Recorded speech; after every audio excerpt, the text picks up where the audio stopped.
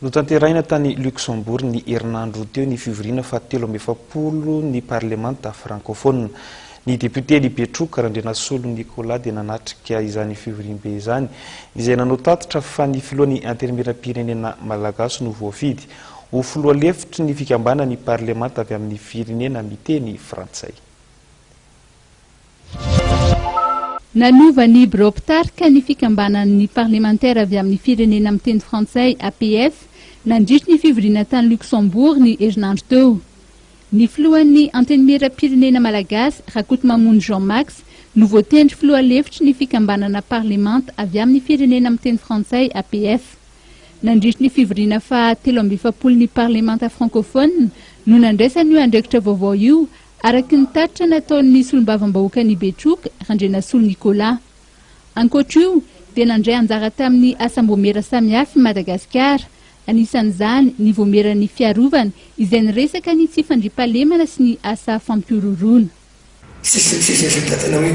asapatanao tena hoe misy any firenena sasakasatahany mihina fa depioten'ny favarisiana nombonao fa lany ny olona fa miverivery-saina no mivavesany liombodreo dia mila fitezanao tena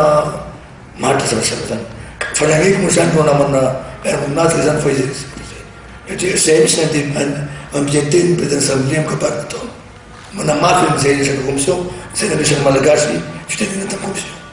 resaka sy fandriam-pahalemana développement isolake sy resaka zony vehivavy dia sy nitao zany resaka hoe batokona sy resaka hoe angidimby satria zay tsy ndriko tamin'ny commission zay natrehako angidimby dia resaka tena ty napatra amisy passé amin'ny Luxembourg fa zay avao zany Luxembourg zany be velatany na atao sika zany mbariny province io asina misy zavatra zay mbariny province hoe mizana zavatra zay fasiny dia ataoko hoe misomina resaka sadaro za hoe acte patriotisme resaka keninampininy zay moa misy herisany mangataka fotsiny fa sy misy membre ny exécutif no